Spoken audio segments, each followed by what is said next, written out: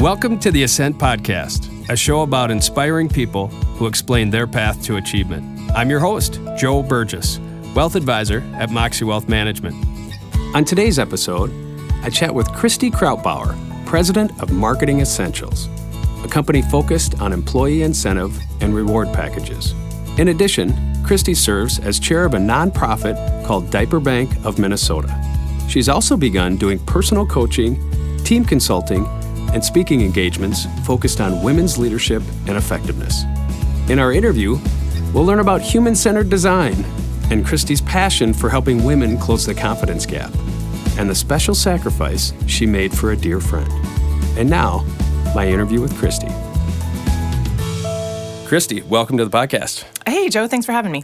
Well, so we want to talk about where you've been, where you are, where you're going. But let's start with, where did you go to college? I went to St. Thomas right here in St. Paul. Which happens to be a rival of mine because I went to St. John's in northern Minnesota, and there's a Tommy-Johnny rivalry for most people around here know, but in case people didn't know. So you were at St. Thomas. Yeah, so I was at St. Thomas. I grew up in Texas, moved up to Minnesota for high school, was in the Minnetonka area. And so St. Thomas seemed like a natural fit, but also my mom is a professor at St. Thomas. And so I got a nice tuition remission, which means that I only had to pay 25% of tuition.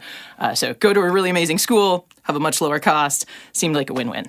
That is awesome. Now, the question I have for you, because I had this question, going to liberal arts college myself, my dad always said when I left, now when you get done, you're not going to have a specific trade. So why the heck are we spending all this money? You have a mom who's a professor there, but what is your take on liberal arts education? Yeah, I've led a lot of teams and I've led a lot of people who have varying different backgrounds. My husband's actually a mechanical engineer, so he's like very hard science. Right. Also went to St. Thomas, though. But I think a liberal arts education teaches you how to think, and we need more people who have that critical thinking capability. I can teach you how to build a widget. I can teach you a process. Teaching you critical thinking is really hard if we're trying to do that once you get to the workforce. Mm-hmm. I feel the exact same way because I think of it now, most of the people that I graduated with, a lot of them now, they run companies. Yeah. They don't know how to do the widget, but they know how to think about strategy and communicate and things like that. Yeah, exactly. So what did you go to college for? I have a BA in English, which always makes people start singing Avenue Q. Okay. What do you do with a BA in English? And the answer is you figure it out. When I was in school, I thought I was going to be a writer. And I very quickly discovered I am terrible at creative writing, but I'm really good at reorganizing people's thoughts. So right out of college, had an internship, and I was ghostwriting websites for attorneys. That was at Thomson Reuters. Had an opportunity to lead a team of writers, which was great. I learned a ton. Had a really great leader, which she was willing to mentor me and kind of teach me things that maybe you'd hope a team lead already knows. Mm-hmm. Had a chance to work in some technology projects, which gave me exposure to the product side of the business. So I actually moved from being a writer to a team lead of writers into product management. Mm-hmm. Spent a while in product management. All of this is still at Thomson Reuters, right? The nice thing about a big company is you can move around. Mm-hmm.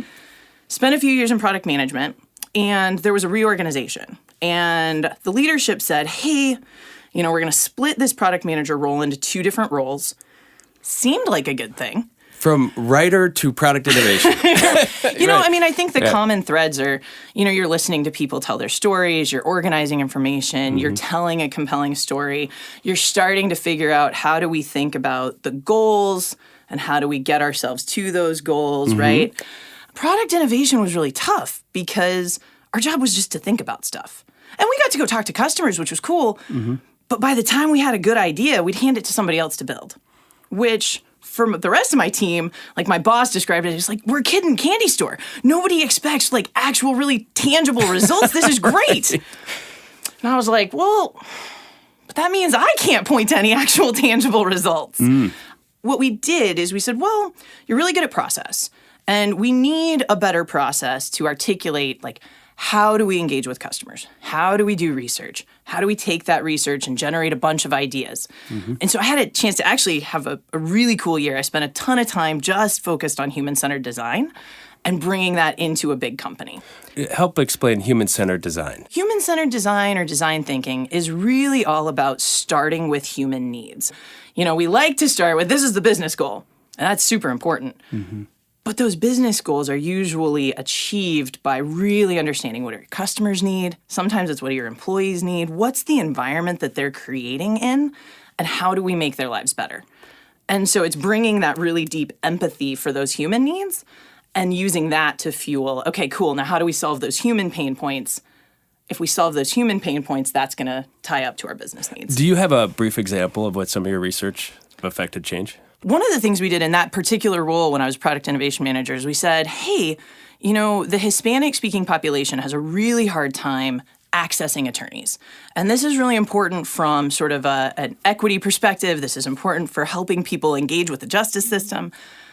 But we don't actually know, because we're a bunch of people in Minnesota, right. And let's be candid, probably sort of upper middle class white people in Minnesota. Sure. I don't want to make a bunch of assumptions about what the barriers are to finding that information about attorneys. We actually worked with some colleagues who spoke Spanish fluently, and we went out to the Midtown Global Market. And we just asked people, hey, would you spend 10 minutes with us talking about what your perceptions are of attorneys in the area? How do you find an attorney? What does that look like? And it was really eye-opening because we found out that their entry point to looking for attorneys was actually very different than what we were doing. And so we could narrow in and say, okay, it's this first part of the search process that we really need to solve for. So that's one example. Okay. Nowadays, I'm doing things that are totally different than legal marketing, but it's still really, it's the same thing. It's sitting down and saying, hey, who are the people that are buying from me? Right. What do they care about? And how do I tie what I'm doing to what they care about? So you pivoted away from Thomson, and what kind of sparked that, and where was the next step for you? I was at Thomson Reuters for about 13 years, so sort of grew up there, had tons of great mentors, lots of opportunities to change roles, which was great. You spend enough time in one place, and you kind of, you reach that natural endpoint, and that happened for me. We had gone through a reorganization. I'd survived many of them. I actually still had a job at the end of this reorganization. But after a few weeks, we kind of realized that it just wasn't the right fit for me. It wasn't the right fit for the business. And so I took a month off, and it was amazing. I've never felt like, okay, we can afford this. I'm going to do it. But my husband and I sat down. We looked at the financials. We made it work. I took the whole month off. And my kids still went to summer camp. I hung out with them a lot more. But I had time to just recenter. Yeah. I stepped away from the busy, thought about what I really wanted. And the things that are really important to me our family. So we were there, and my mother-in-law really wanted to retire. I said to her, hey, you've been talking for 5 years about selling this business. All of the value lives in your head. It's a sales business. And that's great, and you've had a super successful career for 35 years. But if somebody's going to buy this business from you, we need to be able to have some assets that articulate that value, right? So if all of it is in relationships, let's get all of that documented. I'm going to spend 6 months working for you. You're going to pay my salary. It'll be fine. The business can handle that. And I'll help you get it ready to sell. Well, 2 months later, I went to her and was like, maybe you should sell it to me instead of somebody else. So it's a really interesting niche, weird market. It's called Marketing Essentials. We're a manufacturer sales rep in a very niche market. So I can only sell in Minnesota to recognition companies and event planners. If you that seems like a tough job the last couple of years. It's super weird. Well, actually, now there's more events, but you must have had 2 years without events. Yeah, right? So the event side went way down, but companies still wanted employees to feel valued and to feel like they were getting that kind of recognition, and so the product side went up, right? So maybe we weren't bringing everybody to Hawaii for an event, but we were giving everybody a Trek bike for them and their partner. Cool. I work with a handful of premium lines. And if you've ever had a catalog that, hey, you've been working for this company for 10 years, pick your present kind of thing, that catalog's a third party. They're my client. I was not in sales before. I was in HR, so I kind of knew the employee recognition space. Yeah. But it's been really great because we've let her have a lot more time to spend whatever she wants to do. My mother-in-law and father-in-law actually spent winter in Florida for the first time. Oh, cool. She's still in the business, but not nearly as much as the day-to-day. So tell me about your month off. That's always interesting to me. I was a kid. I grew up and started working, and I was in a small town, so I was working on farms, actually, by the age of 14. I actually don't think I've ever had a month off since the age of 14. What did you find was the most valuable thing in having that time to refresh? For me, I went into that month thinking I'm going to read a bunch of strategy books that I haven't had a chance to. They're sitting on my bookshelf, or I'm really going to network. Instead, we got a puppy. So, but you know what? It actually ended up being the best thing we could have done because I wasn't stressed about getting up in the middle of the night to let this tiny little 8-week-old puppy out. And I had this very singular task, which was just to help him feel like part of the family. And when I was gardening, he'd sit on a leash next to me and we could plant the tomato plants. Right. But for me, it just gave me space to reset. And instead of being so stressed about, hey, this leader and I have different perspectives about the vision for this thing that honestly probably didn't matter, I didn't have to worry about that stuff. And so I could recenter on what are the things that are really important to me. Mm-hmm. And for me, it was our family and our extended family and making sure that we're providing the lifestyle that we can for our kids, right? Again, making sure they've got everything they need, most of what they want. That was really important to me.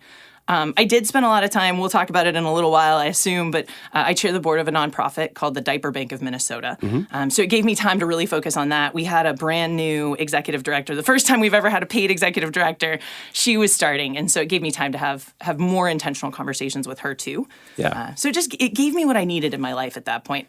And on top of that, you've also added coaching and speaking and all of those things. Yeah. So because you must have a few cracks of time somewhere in the day, right? Yeah. So the coaching and speaking falls in where there's something that I'm really passionate about. And so a lot of times I actually turn down speaking stuff if it's really on business strategy or if it's on design thinking. I love that stuff, but I'd rather be in there working with you on it. Mm-hmm. Now, if you ask me to come speak about women's leadership, I'm never going to say no, and I'll probably do it for a candy bar, right? And that's because, again, at Thomson Reuters, I had all these really great experiences from being in a big company, and I had a chance to lead an organization called Women at Thomson Reuters, and we put on a conference called Aspire to Lead. And the mission was to give kind of earlier career, but have learned a little bit, leaders who were women an opportunity to build connections with each other, to learn some of those business skills that unless you're given really cool opportunities like, hey, you've never done product before, but come join my team anyway, right? Some of those skills. And so we did a little bit of skill building, we did a little bit of networking, and then we also brought in female executives or female leaders from the community so that, you can look at it and say, hey, okay, cool, she got there. And she talked about, Corey Berry over at Best Buy, one of the conferences, she talked about, you know what? You may come into my office and find me on Zappos looking for shoes for my kids because that's the 5 minutes today I had to do it. Right. And I don't care that it's 1 o'clock on a work day. Right. Because when I get home after dinner, I'm probably also going to be working. And so really helping people see that it doesn't have to look one way. There's lots of ways to build the entire life you want, both your career and your life and your family and all of the things you're passionate about. Bringing those things together, I am very passionate about making sure that particularly women know they can do what they want to do with their lives. So that's the speaking and coaching I do. Well, and I was, you and I maybe touched on previously before we did the interview here, where I just think this is a time in business for women. It's just such great opportunities because, at least in our business and probably in most businesses, things are so much more relationship driven now. And one of the things, and I know Corey, and I think I maybe even talked about this with her, is that for a lot of, the difference between men and women is you throw out a challenge or can you do this? And men who have almost no idea what to do will go, yep, I can do that. And women who totally know it, probably 80% of it, say, I don't know, I'm not so sure, right? So there's a little bit of, and I don't know if that's anything that you guys have kind of exposed or talked about in some of your leadership stuff. Yeah. I actually do a workshop that's called Closing the Confidence Gap. That's exactly that. So a couple of more statistics for you. So men will start their career, so think early 20s, they're 50% on this confidence index, which feels kind of healthy, right? Yeah. You've probably been to school, you've had some experiences. 50% feels like a reasonable place to be. Mm-hmm. But women start at 30% on the confidence index, and it takes us until our 40s for those two lines to match up. And so what happens in those intervening years is people don't raise their hands, right? The men are like, yeah, I could try that. And women don't necessarily put their hand up, and so they don't get those opportunities to build early experiences. They don't get those early leadership roles because they don't raise their hands for them. And so a lot of what I talk with business leaders about is how do you change that culture? So it may be that Joe doesn't need you to go say, hey, you see the senior role that's open? I think you're ready and you should apply. But Christi might need you to do that. And so if you're a leader and you know that, then you can change the culture and you can start to create an environment where despite that difference in confidence, we can still allow people to demonstrate their competence and they can perform to their potential. Do you think it's important to have a sponsor Yeah. as opposed to a mentor? Yeah, absolutely. And men are 60% more likely to have a sponsor than women are. And that hopefully is changing over time. But we should probably define for people. How would you define it so people know the difference? So I think it's important to think about, actually, we're going to add a third one here. So you've got mentors who are the people who hopefully they're like a couple steps ahead of you and they're really sharing their experiences so you can learn from them, right? So I don't want to make the same mistake you've made. You've agreed to be my mentor. I'm going to be super transparent with you. We're going to kind of work together to help me accelerate as fast as I can, but it's a very personal relationship. Sponsors are the people who are already in a position of power, who are looking at you and saying, hey, I see your potential, and I'm going to go to bat for you. I'm going to put some of my capital on the line to make sure that you get opportunities. But in exchange, you're going to do really, really amazing work for anything that I throw your way because you're going to make me look good. Now, the tricky thing about this is you don't actually even have to like your sponsor. But you do want to have a very transparent agreement with them about, hey, you're sponsoring me, and so here's what I'm getting out of that. And because you're sponsoring me, I'm going to be this kind of an employee for you, or I'm going to put in the extra hours, even though you're in a different part of the business, to come help with your stuff because what I'm getting is so valuable to me. So that's a sponsor. And then the third thing I think everybody needs is actually a coach. And it could be a coach for a really specific skill set. So we talked about I moved from being a team lead of a bunch of writers into product management. I didn't know how to read a P&L. And I got given a product manager role, right? And so I went to one of the finance managers and I just said, hey, Kelly, I don't even know what this means. Will you coach me so that I can gain the financial literacy I need to be effective in my job? And so you could call that a mentor, but it was really a very specific skill set that I was asking for help building. And so having that coach was really important to me. So I think people should really have all three of those types of people in your circle. So when you're trying to accomplish something, and it could be trying to move up at work, but it could be like, I'm trying to accomplish this thing for a nonprofit I care about. Or it could be I'm trying to get like influence for a project that's important to me. Having those mentors, sponsors, and coaches can be really, really helpful. Okay, we're going to take a quick break here. And I know you do some personal and professional coaching. In just a minute, I want to ask you about helping clients to overcome mental roadblocks. Hey there, this is Joe. You know me as the host of this podcast, but did you know that I'm also the co-founder and president of Moxie Wealth Management, a boutique wealth management firm in Minneapolis, Minnesota? My team and I excel at taking complex family and business planning concepts and making our financial advice easy to understand. We recognize the trust that executives and families place in our team and value our role in helping our clients be intentional with their assets. When you partner with Moxie, my team and I focus on creating a plan that encompasses your financial goals and philanthropy, while also understanding how you want your wealth to impact your family and future generations. You can trust our unique expertise to build a thoughtful yet strategic wealth and legacy plan for your future. To learn more about me and my firm, send me an email at joe@moxiewealth.com. That's joe@moxie wealth.com. I'm a registered representative and investment advisor representative of Securian Financial Services, Inc. Securities and investment advisory services offered through Securian Financial Services, Inc., member FINRA SIPC. North Star Resource Group is independently owned and operated. Moxie Wealth Management is affiliated with North Star Resource Group.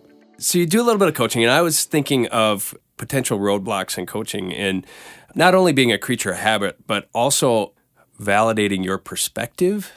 I guess I think about that as everybody has their own rule book for how they do things. And over time, you kind of establish your rule book. For sure. And you think, well, this is the best and right way because it's the way I've thought about it forever. How hard is it for people to put down their rule book and maybe come up with a different way of going after something? There are a lot of different types of coaches. And so part of it is making sure that that coaching relationship is somebody that, like, their philosophy matches what you are looking for.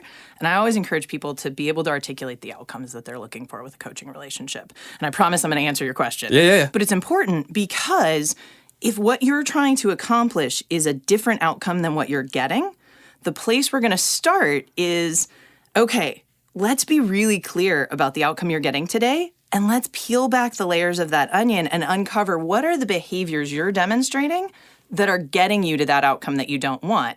And can we do a little bit of root cause analysis? So I'm going to bring some of those business strategy skills in, which a lot of the customers that I work with for coaching, that resonates for them.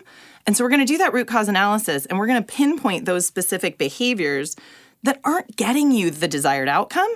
And now we've got a starting point where you're already bought in, like, oh, okay, I see value in changing this behavior, and then we can talk about what are the possibilities for that change. But if I come in and I just say, hey, Joe, I see you doing this, and it really bothers me. Could you just stop doing that? But I haven't articulated the impact of that thing.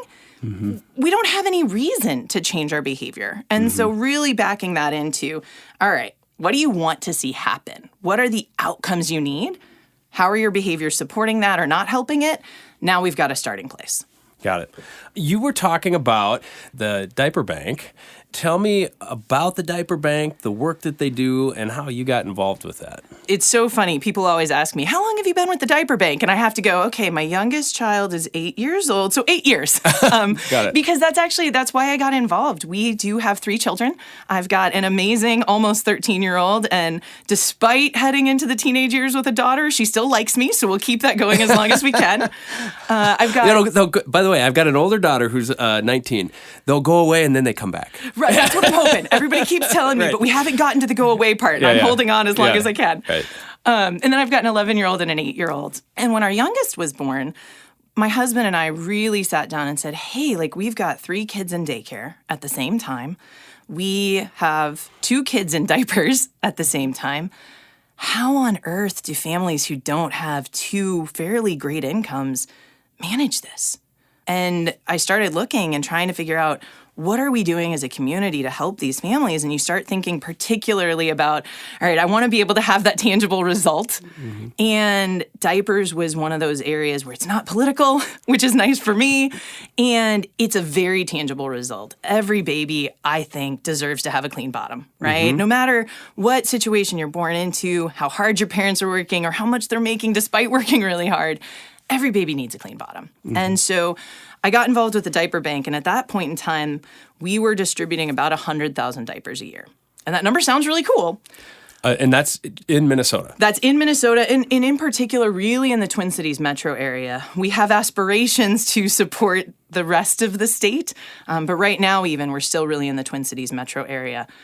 But 100,000 diapers is barely even making a dent in the need.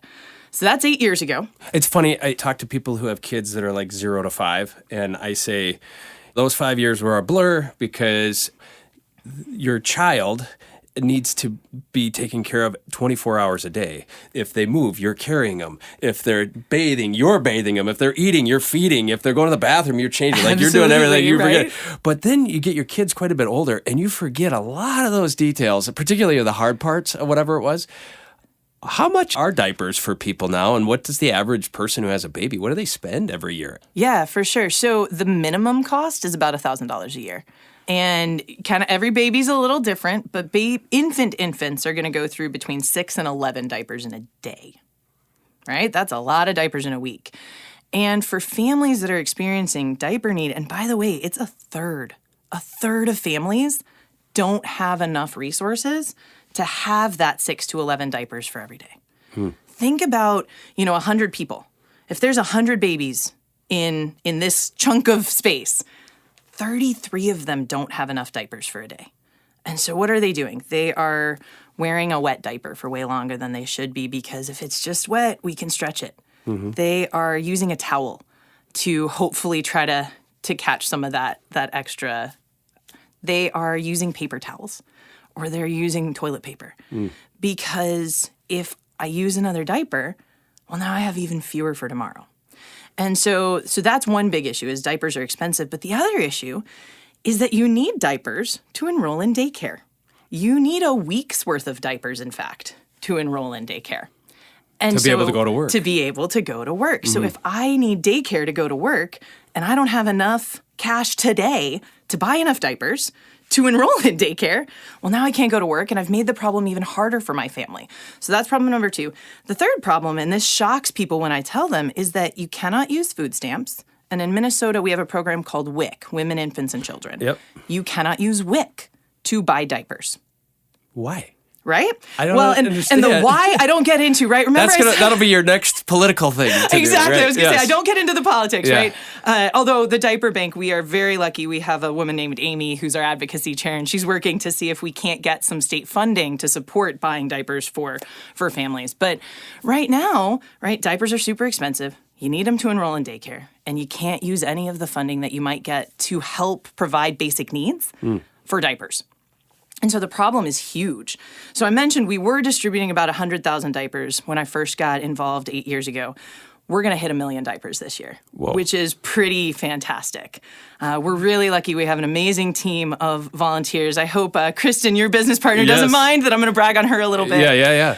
But so grateful. She has come in and really helped us organize our volunteers. And so I can step away from counting diapers to really helping be more strategic and think through how can we help even more families. And so right now we think this year we'll get to about 1 million diapers. We have, fingers crossed, we're doing this in May, so maybe by the time everybody's listening, it'll happen. But we think that the state is going to give us some funding to be able to buy more diapers, which will let us get outside the Twin Cities, which would be amazing. But we do have an $8 billion surplus, right? There's something we should do with that. Come on, let's use some of that for little babies. And so our goal is to use that money to be able to go outside of the Twin Cities. But even then, we're still only going to be meeting about 4% of the need in Minnesota. That number feels daunting, but it's also 1 million diapers going out to babies in need, right? And so you just got to keep moving forward. You hear the story that you're telling about it, and certainly it's compelling, and you're immediately like, oh, yeah, I should help.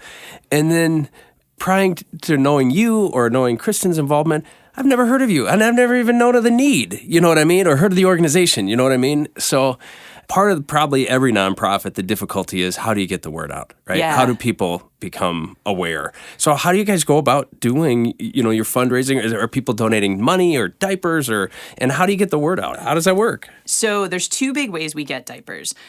Just like if you go to a food shelf and you say, hey, here's $10, they can turn that $10 into a lot more food than pulling things off of your pantry shelf.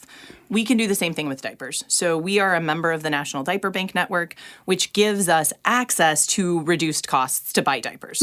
If you're sitting there thinking, I can run to Target and buy a pack of diapers, or I can give the diaper bank $10, the $10 will go further for us than the pack of diapers. But we also do collect diapers, and a lot of times what we're doing with that is collecting diapers that kids have grown out of. A lot of my friends, when our babies were little, it was like, oh, geez, Joey has gone into a size 3, and I've got this whole box of size 2s left over. What do I do with it? And for a long time, the answer was bring it to my house, and then I would put them in my van, and we'd drive it over. Right. Now we've got some amazing collection sites. So we do capture that sort of what we might think of as sort of waste in the system. Families who have these extra diapers, and we'll repackage them and get them out to families that need them.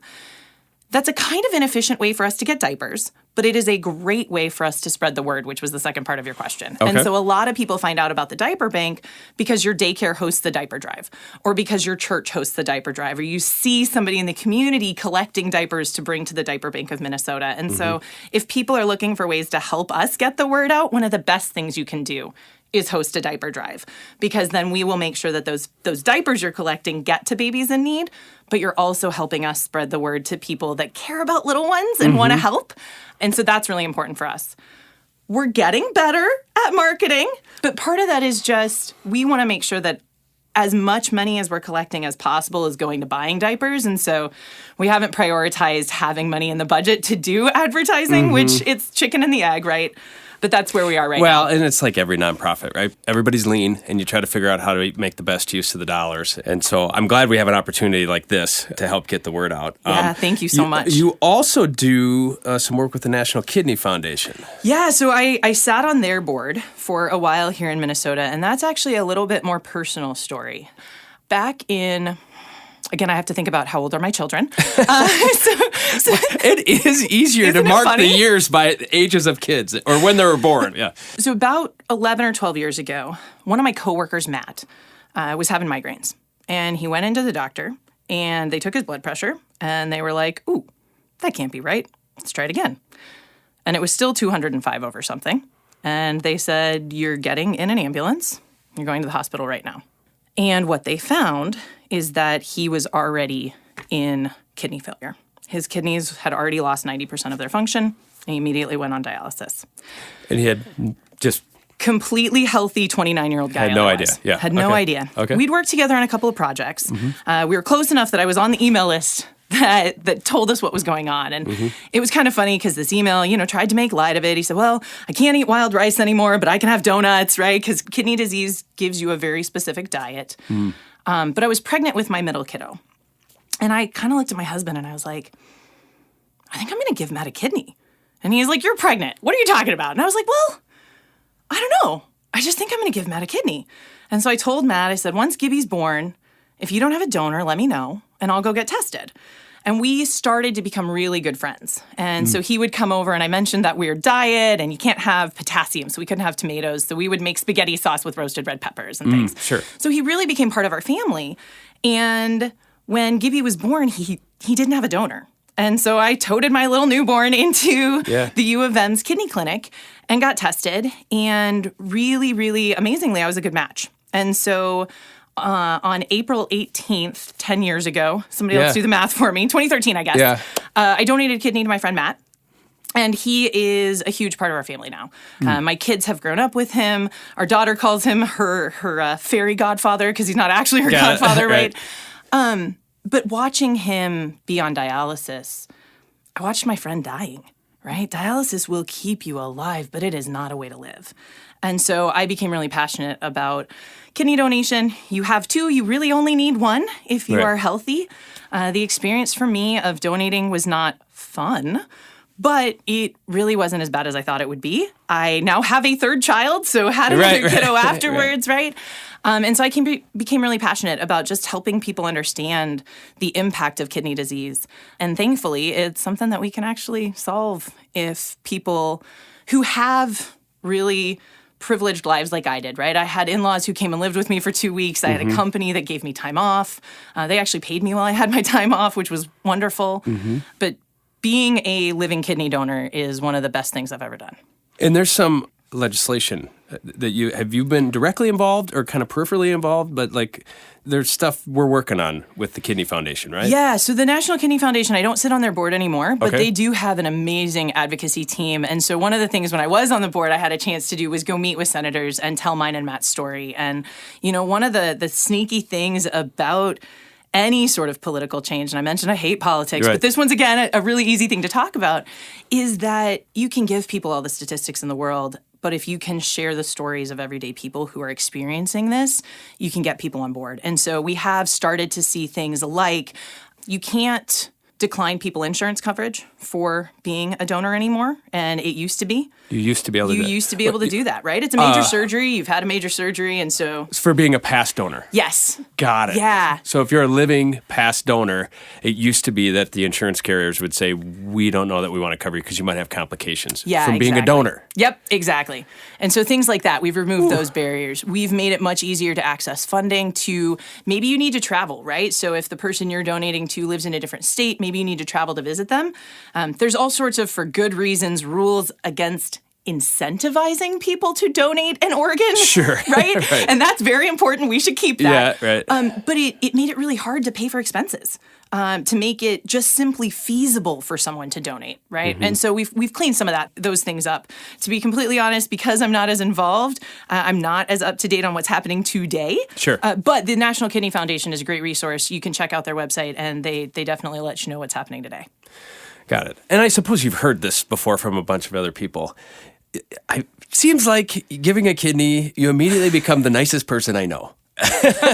Or in a very small group of very nice people. And I'm sure Matt kind of feels the same way, I would assume, right? Yeah, I mean, yes and no. My husband and I really do live our lives from the perspective that we have been given a lot. And we've had a lot of opportunities, both because of our parents' hard work in the past, or because of ours, or sometimes because of circumstances. And so where we can pass that on, we really feel strongly that it's important to do so. And so again, I was watching my friend die. I could stop watching my friend die. And so that was the decision we made.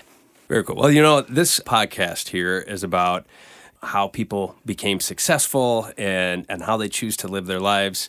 And one of the things we like to ask everybody is, how do you personally define being successful, and what is your philosophy or perspective on how you go after it on a daily basis? I have sort of a motto, if you will, that I work and I live by, and it is work hard and be nice to people. And I feel like it's pretty simple, but that really guides my day. If I can fill up my day with things that are positively impacting other people's lives, I can provide the lifestyle that my kids want, and we can have really positive relationships with people that we're interacting with every day, I'm a pretty happy camper. We talked a bit about taking that month off, and it was really helpful for me to start to get that a little more crystallized. So when I do get opportunities, and I sometimes have to turn them down even for working with people I really like, the first question is, am I going to be able to work hard and deliver a really cool result with this work?